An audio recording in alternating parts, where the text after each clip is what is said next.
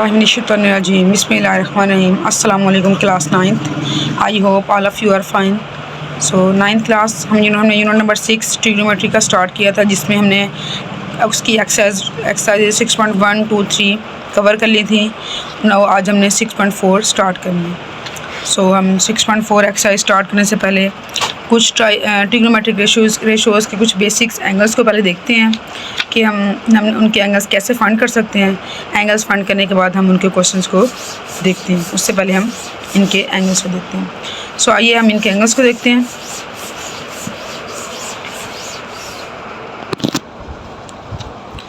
कुछ एंगल्स को समझने के लिए बेसिक्स से लेके चलते हैं। फॉर एग्ज़ाम्पल, अगर हम कंसीडर कर लें हमारे पास एक स्क्वायर है। अगर हमने एक स्क्वायर कंसीडर कर लिया, सो इस स्क्वायर में हम देखते हैं हमारे पास एक स्क्वायर है। अगर ये हमारे पास स्क्वायर है, इसकी चारों साइड्स की लेंथ हमारे पास इक्वल है।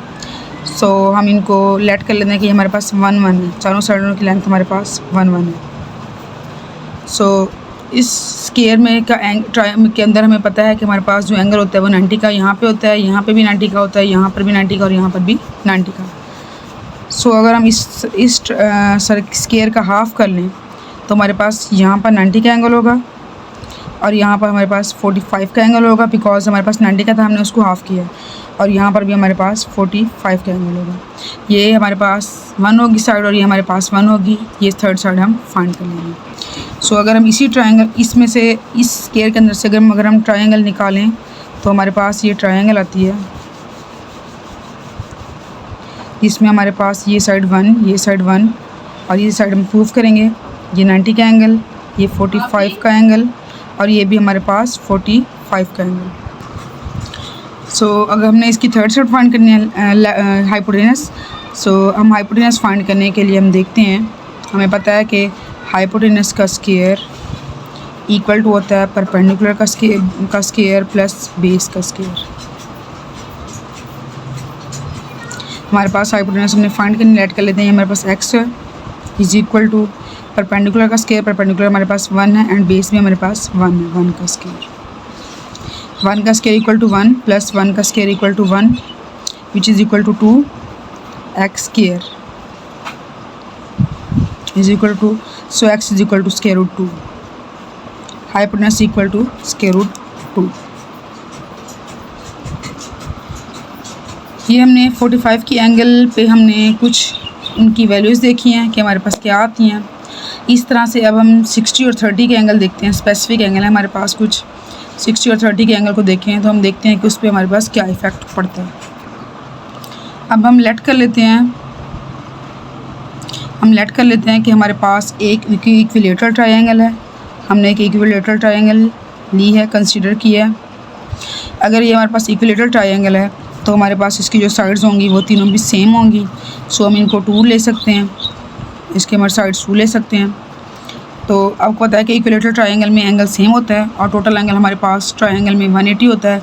सो हमारे पास ये भी 60 का एंगल होगा, ये भी 60 का एंगल होगा और ये भी हमारे पास 60 का एंगल होगा। अब हम इस ट्रायंगल को 2 पार्ट्स में डिवाइड कर देते हैं। इस एक एंगल बाय सेक्ट लेते हैं। इसको जब हम 2 पार्ट्स में डिवाइड करते हैं तो हम देखते हैं कि हमारे पास जो ट्रायंगल आती है वो इस तरह से कुछ आएगी।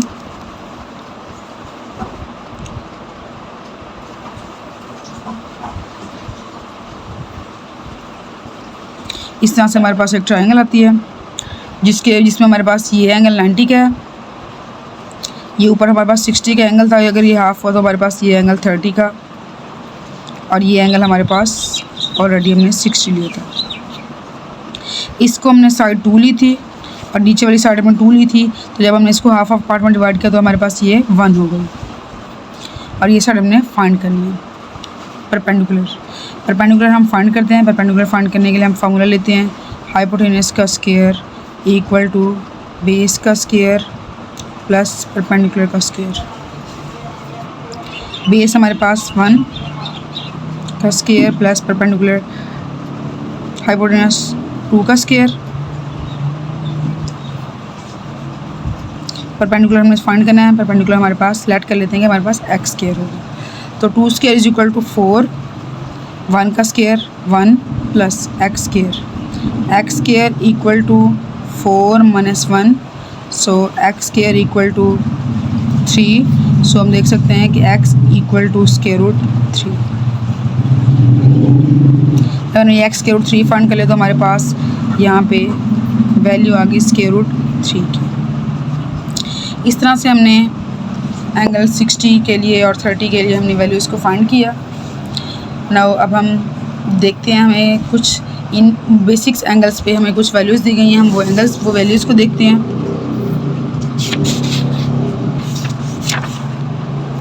सिक्स 6.4 से पहले हमें टेबल दिया गया है जिसमें हमारे पास वैल्यूज़ हैं। हमारे पास साइन थीटा अगर 0 हो, साइन 0 का एंगल पे लें तो हमारे पास 0 आता है। साइन 30 पे 1/2, साइन 45 पे 1/√2, साइन 60 पे √3/2 और साइन 90 पे हमारे पास होता है 1। कॉस 0 पे हमारे पास 1, कॉस 30 पे हमारे पास √3/2, कॉस 45 पे आएगा 1/√2 और कॉस 60 पे आएगा 1/2, कॉस 90 पे हमारे पास आएगा 0 का एंगल। इस तरह से हमारे पास tan 0 पे 0, tan 30 पे 1/√3, tan 45 पे 1 का एंगल और tan 60 पे हमारे पास √3 का एंगल। इस तरह से हमारे पास tan 90 जो है वो हमारे पास आएगा इन्फिनिटी, बिकॉज उसकी हमारे पास कोई वैल्यू नहीं होती। आइए अब हम इसी टेबल को अंडरस्टैंड करते हैं कुछ बेसिक ट्रिक्स के ज़रिए से।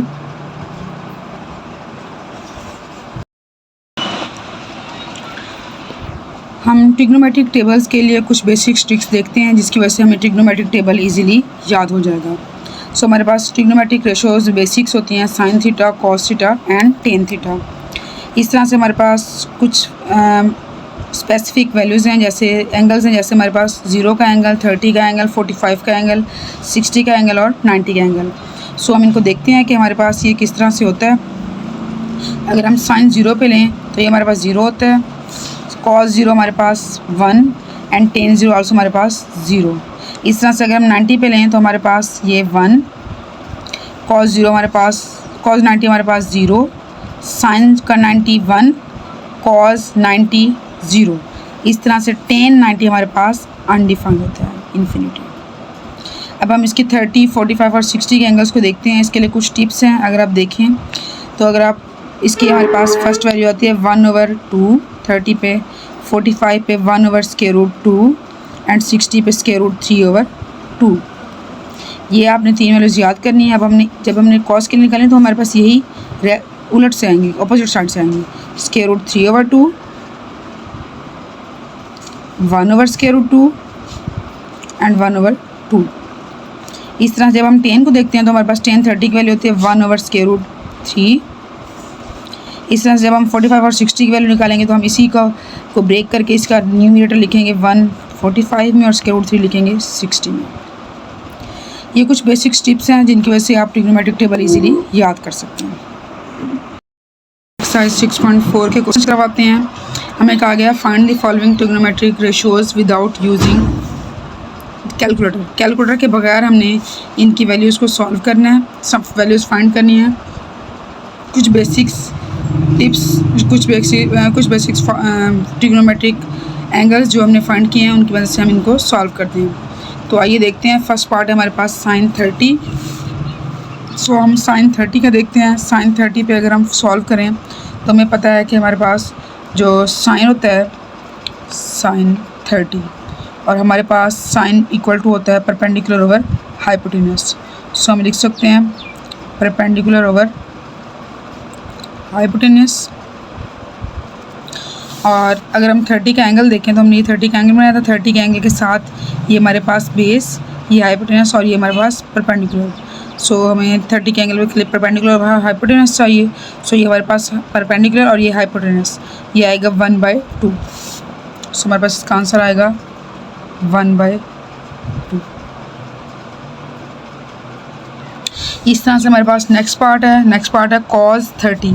सो नाउ अब हम cos 30 को देखते हैं। हमें पता है इस बात का कि हमारे पास cos 30 इक्वल टू होता है base over hypotenuse, base over hypotenuse. So हम बेस ओवर हाइपोटेन्यूज की वैल्यू को देखते हैं। cos 30 में 30 के एंगल के साथ की मदद से हमारे पास अगर हम देखें तो हमारे पास ये बेस और ये हाइपोटेन्यूज। सो हम कह सकते हैं ये हमारे पास होगा √3/2 which is equal to square root 3/2। इस तरह से हमारे पास नेक्स्ट पार्ट है tan π/6। तो हमें tan π/6 दिया गया है।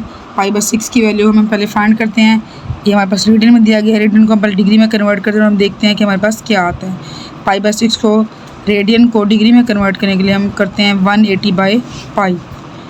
जब हम इसको सॉल्व करते हैं तो हमारे पास पाई से पाई कैंसिल हो जाएगा, 6 3 18 एंड 0। सो हमारे पास ये आएगा 30। सो tan π/6 को हम राइट कर सकते हैं tan 30 और हम इसको लिख सकते हैं tan 30 which is equal to tan is equal to हमारे पास होता है perpendicular over base.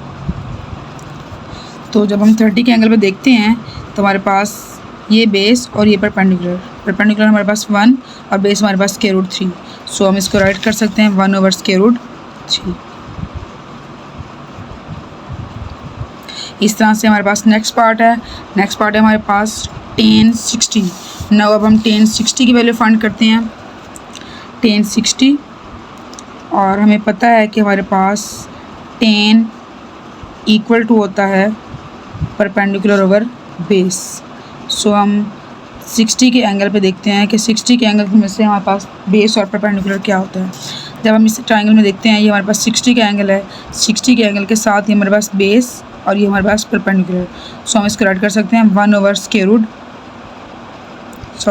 Perpendicular over base find करना है, परपेंडिकुलर ओवर बेस। तो ये हमारे पास आएगा √3/1 जिसको हम राइट कर सकते हैं √3। इस तरह से हमारे पास नेक्स्ट पार्ट है। नेक्स्ट पार्ट को हम देखते हैं। नेक्स्ट पार्ट है हमारे पास secant 60। सो अब हम secant 60 की वैल्यू फाइंड करते हैं। secant 60 हमें पता है कि हमारे पास secant which is the reciprocal of cos theta और हमारे पास cos थीटा होता है बेस ओवर हाइपोटेनस। सो ये हमारे पास secant होता है हाइपोटेनस ओवर बेस।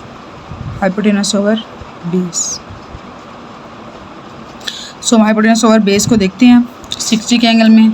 ये हमारे पास 60 का एंगल जो हमने ड्रा किया था, 60 का एंगल, 60 के एंगल की वजह से ये हमारे पास बेस, ये परपेंडिकुलर और ये हमारे पास हाइपोटेनस। सो हम करते हैं इसमें हाइपोटेनस और बेस 2/1। सो हम इसको राइट कर सकते हैं 2/1 विच इज़ इक्वल टू 2। इस तरह से हमारे पास नेक्स्ट पार्ट है। उसमें मेरे पास हमें कहा गया cos π/3। सो हम cos π/3 को देखते हैं। π/3 ये हमें रेडियन में दिया गया है। रेडियन को सबसे पहले हम डिग्री में कन्वर्ट करते हैं। π/3 रेडियन को डिग्री में कन्वर्ट करने के लिए हम 180/π से मल्टीप्लाई करवाते हैं। पाई से पाई कैंसिल, 3 6 18 और 0, ये हमारे पास आ जाएगा 60 का एंगल। सो हम cos π/3 को राइट कर सकते हैं cos 60 और हमें पता है कि हमारे पास cos which is equal to base over hypotenuse. So हम देखते हैं हमारे पास 60 के एंगल पे बेस और हाइपोटेनस। सो ये हमारे पास आएगा 1/2।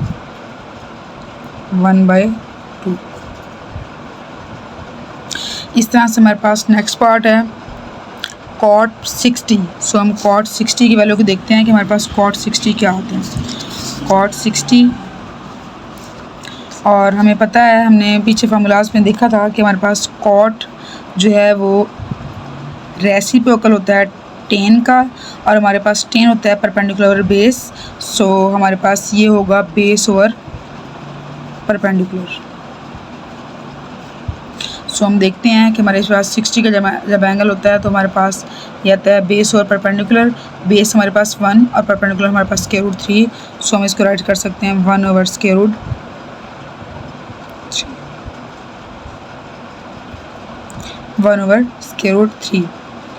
इस तरह से हम नेक्स्ट देखते हैं। हमारे पास नेक्स्ट है, इस तरह से हमारे पास नेक्स्ट पार्ट है sin 60। सो हम देखते हैं sin 60 के लिए जब हम 60 वाली ट्रायंगल देखते हैं तो हमारे पास आता है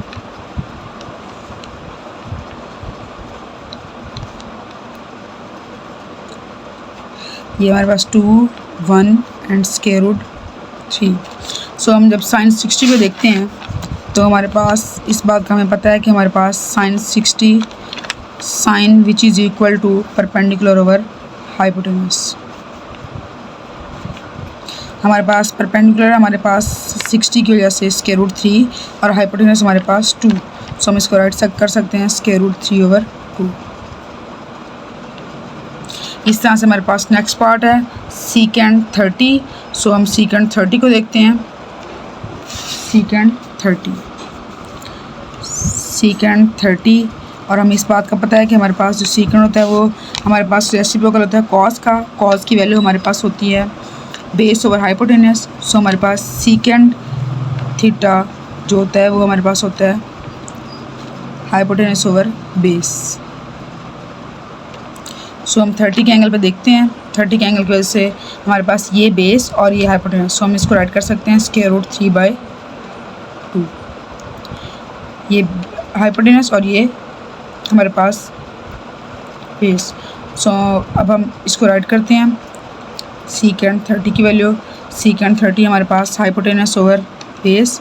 सो which is equal to 2 over square root 3।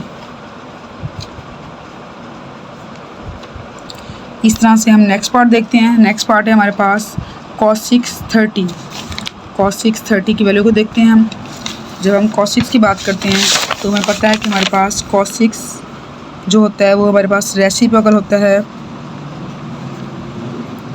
Sign का। सो हम कह सकते हैं कि हमारे पास जब हमारे पास साइन होता है परपेंडिकुलर ओवर हाइपोटेनस। सो हमारे पास cos 6 होगा हाइपोटेनस ओवर परपेंडिकुलर। सो हम देखते हैं 30 की मदद से हमारे पास 30 के लिए हमारे पास बेस परपेंडिकुलर और हाइपोटेनस हमारे पास 2 है और हमारे पास परपेंडिकुलर 1 है। सो हम राइट कर सकते हैं hypotenuse over perpendicular which is equal to 2 over 1 which is equal to 2। इस तरह से हमारे पास नेक्स्ट पार्ट है। नेक्स्ट पार्ट को देखते हैं। नेक्स्ट पार्ट है हमारे पास साइन 45। सो हम साइन 45 पे के एंगल पे देखते हैं। साइन 45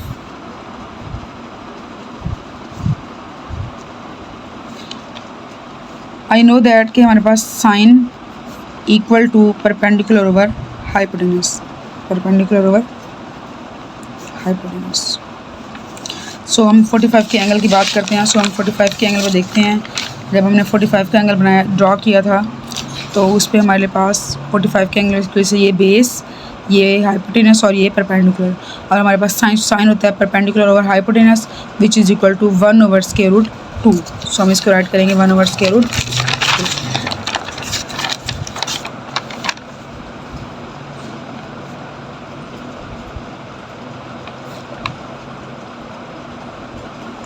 इस तरह से हम नेक्स्ट पार्ट देखते हैं। नेक्स्ट पार्ट है हमारे पास cos π/4। सो हम cos π/4 की वैल्यू को सॉल्व करते हैं। हम इस तरह से देखें हम 2 को square root 2 multiply square root 2 लिख सकते हैं। इस 2 को हमने square root 2 multiply square root 2 लिखा और ये 2 हमारे पास एज इट इज़ आ गया और ये स्क्वायर रूट 2। सो अगर हम देखें तो हमारे पास कुछ वैल्यूज़ कैंसिल आउट हो रही हैं। ये हमारे पास कैंसिल आउट हो जाएंगी। सो हमारे पास आंसर आएगा 2 स्क्वायर रूट 2। इस तरह से हम नेक्स्ट देखते हैं पार्ट 4 है हमारे पास sine 60 cos 30 plus cos 60 sine 30। So अब इसमें वैल्यूज़ को पुट करते हैं। सो जब हम cos π/4 को देखते हैं तो π/4 हमारे पास अगेन रेडियन में है। रेडियन को फर्स्ट ऑफ ऑल हम डिग्री में कन्वर्ट करते हैं। π/4 डिग्री में कन्वर्ट करने के लिए हम 180 और पाई से मल्टीप्लाई करवाएंगे। पाई से pi cancel, 4 1 the 4, 4 4 the 16, then उधर 220, 4 4 द 20। सो ये हमारे पास आएगा 45। सो हम cos π/4 को राइट कर सकते हैं cos 45 which is equal to cos 45। So अब हम 45 की एंगल की मदद से हम देखते हैं। हमारे पास वैसे cos जो है वो हमारे पास होता है बेस ओवर हाइपोटेनस। सो जब हम इस ट्रायंगल में देखते हैं तो हमारे पास base 1 and hypotenuse square root 2। So हम इसको राइट करेंगे 1 ओवर स्क्वायर रूट 2। इस तरह से हमारा क्वेश्चन नंबर 1 कंप्लीट हो गया। अब हम क्वेश्चन नंबर 2 की तरफ आते हैं। क्वेश्चन नंबर 2 देखते हैं हम। क्वेश्चन नंबर 2 में हमें कहा गया है एवल्यूट, मीन्स हमने सिर्फ ओनली इनकी वैल्यूज़ पुट करनी है और इनको सॉल्व करना है। फर्स्ट पार्ट है हमारे पास 2 sin 60 cos 60। सो हम फर्स्ट पार्ट को देखते हैं, 2 sin 60 cos 60। सो हम देखते हैं 2, फर्स्ट ऑफ ऑल हम देखते हैं कि हमारे पास sin 60 और cos 60 की वैल्यू क्या है। सो sin 60 की वैल्यू को देखते हैं। sin 60 हमने टेबल ड्रा किया था, टेबल में हमने देखा था हमारे पास sin 60 इक्वल टू √3/2। सो हम इसको राइट करते हैं √3/2। इस तरह से हमारे पास है cos 60। जब हम cos 60 को देखते हैं तो हमारे पास cos 60 which is equal to 1/2 multiply 1/2। So जब हम इनको देखते हैं तो ये कुछ वैल्यूज़ कैंसिल आउट होते हैं, ये 2 से कैंसिल आउट हो जाएगा। सो हमारे पास आएगा √3 √3/2। सो हमारे पास आंसर आएगा √3/2। इस तरह से हम नेक्स्ट पार्ट को देखते हैं। हमारे पास सेकंड पार्ट है इसका। सेकंड पार्ट में हमारे पास है 2 cos π/6 sin π/6। सो हम इसको देखते हैं 2 cos π/6 sin π/6। इससे पहले इसको सॉल्व करने से पहले हम देखेंगे कि हमारे पास cos π/6 और sin π/6 की वैल्यू क्या आती है। सो हम देखते हैं हमारे पास cos π/6 मीन्स cos 30, π/6 की हमारे पास वैल्यू आती है √3/2। cos π/6 को हम √3/2 राइट करते हैं, √3/2। इस तरह से हमारे पास है sin π/6। सो हम अगर sin π/6 को देखें तो हमारे पास sin π/6 which is equal to 1/2। So हम इसको 1/2 राइट करते हैं। अगर हम देखें तो इसमें अगेन हमारे पास कुछ वैल्यूज़ कैंसिल आउट होती हैं। 2 हमारे पास 2 से कैंसिल आउट होता है और हमारे पास आ जाएगा √3/2 which is your answer. Now हम इसका नेक्स्ट पार्ट देखते हैं। नेक्स्ट पार्ट में हमें कहा गया है 2 sin 45 प्लस 2 cos 45। सो हम इसको सॉल्व करते हैं, 2 sin 45 एंड 2 cos 45 को। 2 sin 45 प्लस 2 cos 45। सो हम इसको देखते हैं 2 sin 45। सो sin 45 की वैल्यूज़ को देखते हैं, sin 45 which is equal to 1/√2। ये हमारे पास आती है 1/√2 प्लस, अब हम देखते हैं 2 cos 45 और cos 45 की वैल्यू जब हम देखते हैं cos 45 which is equal to 1/√2। So ये हमारे पास आती हैं 2/√2 एंड प्लस 2/2/√2। अब अगर हम देखें तो ये हमारे पास डिनोमिनेटर सेम है। सो हम राइट कर सकते हैं 2 + 2 which is equal to 4/√2। 4/√2।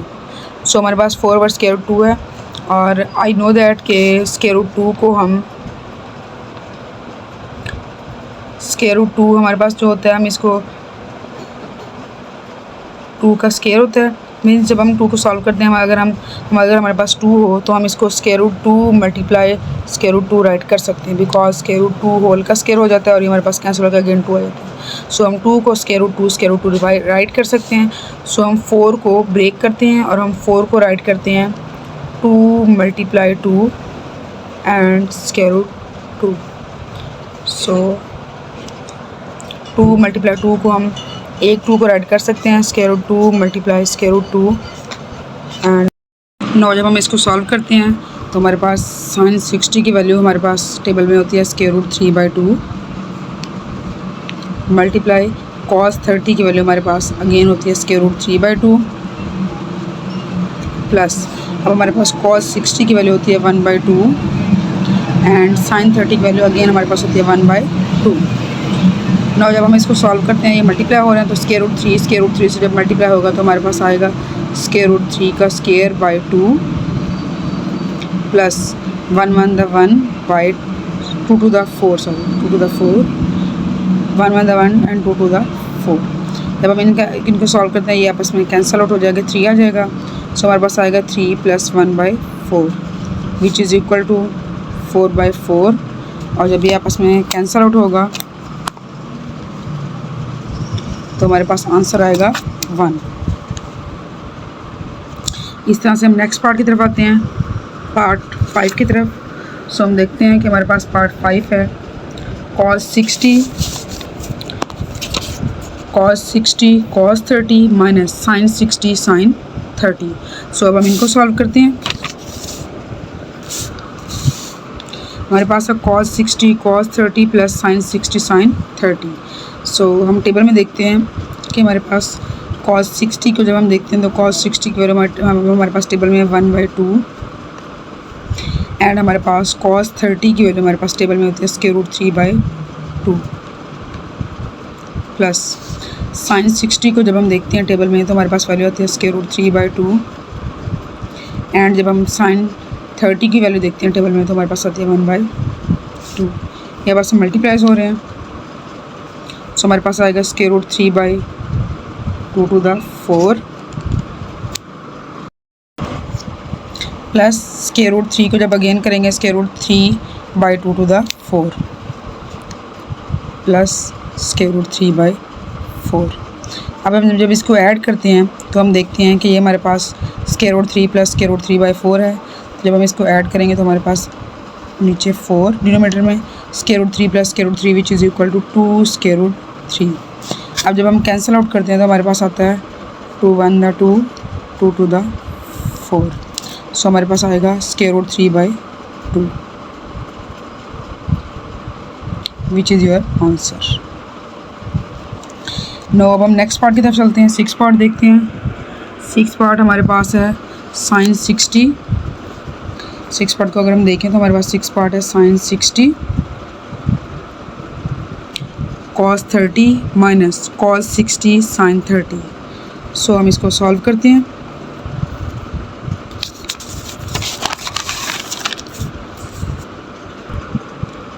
sin 60 cos 30 plus cos 60 sin 30। So हम इनकी वैल्यूज़ को पुट करते हैं। जब हम करते हैं sin 60 की वैल्यू हमारे पास √3/2 cos 30 की वैल्यू हमारे पास √3/2 प्लस अब हम cos 60 की देखते हैं तो cos 60 की वैल्यू हमारे पास आती है 1/2 इंटू sin 30 की वैल्यू अगेन हमारे पास 1/2।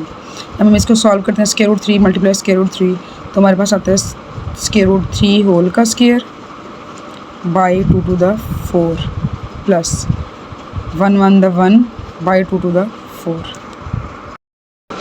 अब हम देखते हैं cosine 60 cos 30 minus cos 60 sin 30। सो जब हम इनकी वैल्यूज़ को पुट करते हैं तो हमारे पास sin 60 की वैल्यू √3/2 cos 30 की value √3/2 cos 60 1/2 and sin 30 1/2। So जब हम इनको मल्टीप्लाई करते हैं √3 मल्टीप्लाई √3 का square 2 to the 4 minus 1 1 the 1/4 2 to the 4। सो ये आपस में कैंसिल आउट हो जाएंगे। सो ये हमारे पास आएगा 3 - 1 2/4 विच इज़ इक्वल टू 1/2। इस तरह से अब हम नेक्स्ट पार्ट को देखते हैं। नेक्स्ट पार्ट हमारे पास part 7 cos 60 cos 30 plus sin 60 sin 30। So हम इस पार्ट को सॉल्व करते हैं। cos 60 cos 30 plus sin 60 sin 30।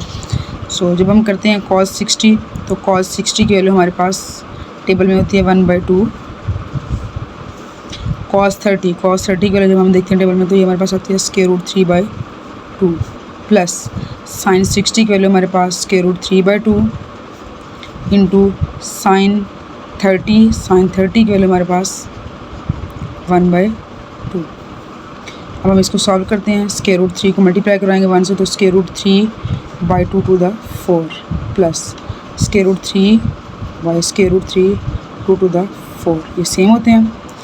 So square root 3 plus square root 3 is equal to 2 square root 3 by 4। So now अब हम इनको कैंसिल आउट करते हैं। तो ये कैंसिल आउट हो रहे हैं, 2 1 द 2 एंड 2 2 द 4। सो हमारे पास आंसर आएगा square root 3 by 2 which is your answer. Now अब हम नेक्स्ट पार्ट की तरफ आते हैं, पार्ट 8 को जब हम देखते हैं तो पार्ट 8 है हमारे पास tan 60 cot 6 tan pi by 6 cot pi by 6 plus 1। सो हम इसकी वैल्यूज़ को देख के सॉल्व करते हैं। tan pi by 6 cot pi by 6 plus 1। सो जब हम टेबल में इनकी वैल्यूज़ को देखते हैं tan pi by 6 and cot pi by 6 को, तो हम देखते हैं कि tan pi by 6 is equal to 1 over square root 3। tan pi by 6 is equal to 1 over square root 3। और cot पाई बाई 6 तो आपको पता है कि cot जो है वो tan का रेसिप्रोकल होता है। जब रेसिप्रोकल होगा तो ये वैल्यू इसका रेसिप्रोकल आके स्क्वायर रूट 3। सो जब हम इनको देखते हैं तो ये आपस में कैंसिल आउट होती हैं, स्क्वायर रूट 3 से स्क्वायर रूट 3 कैंसिल हो जाएगा और हमारे पास आ जाएगा 1 plus 1 1 plus 1 which is equal to 2। इस तरह से हमारा क्वेश्चन नंबर 2 कंप्लीट हो गया। नाउ अब हम क्वेश्चन नंबर 3 को देखते हैं। क्वेश्चन नंबर 3 के पार्ट्स को सॉल्व करते हैं।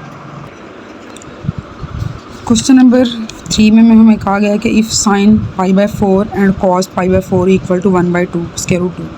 अब हमें साइन पाई बाई 4 और कॉस पाई बाई 4 की वैल्यू 1 स्क्वायर रूट 2 दी गई है और हमें फाइंड करनी है इन सब की वैल्यूज़। सो अगर हम देखें कि हमारे पास पाई बाई 4 क्या होता है, तो हमने देखा था टेबल में, और हम जब इनको रेडियन में कन्वर्ट करते हैं डिग्री में, तो हमारे पास ये आता है 45। सो हमारे पास साइन 45 और कॉस 45 की वैल्यू दी गई है जो कि हमारे पास 1 ओवर स्क्वायर रूट 2 है। इन्हीं की मदद से अब हम क्वेश्चन को सॉल्व करते हैं। हमारे पास फर्स्ट क्वेश्चन है 2 साइन 45 माइनस कॉस 45।